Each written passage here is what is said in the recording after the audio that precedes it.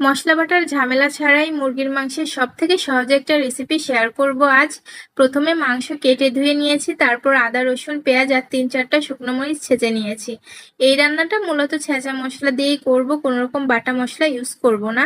মাংসের ভিতর ছেঁচা মশলা দিয়ে একে একে হলুদ গুঁড়া, জিরা গুঁড়া, ধনিয়া গুঁড়া, লাল মরিচের গুঁড়া, গরম মশলা গুঁড়া, লবণ, সর্ষের তেল আর গোটা গরম মশলা দিয়ে ভালোভাবে নেড়েচেড়ে কষাবো। মুরগির মাংস সেদ্ধ হতে যেহেতু বেশি সময় লাগে না, তাই খোসা ছাড়িয়ে কেটে ধুয়ে রাখা আলুগুলো দিয়ে মাংস আর আলু কষিয়ে নিব। আর হ্যাঁ, 1 চা চামচ লেবুর রস দিয়ে দিয়েছি। মাংস আর আলু ভালোভাবে কষানো হয়ে গেলে আলু আর মাংস ভালোভাবে সেদ্ধ হবার জন্য পানি অ্যাড করে দিয়েছি। পানিতে বলক উঠলে ঢেকে দিয়ে 25 থেকে 30 মিনিট লো আঁচে রান্না করব। ঝোল টেনে এমন মাখা মাখা হয়ে উপরে তেল ভাসলেই রান্না কমপ্লিট। আর এই রান্নাটা যে কত টেস্টি, একবার ট্রাই করবেন অবশ্যই বাড়িতে। সবাইকে ধন্যবাদ ভিডিওটি দেখার জন্য।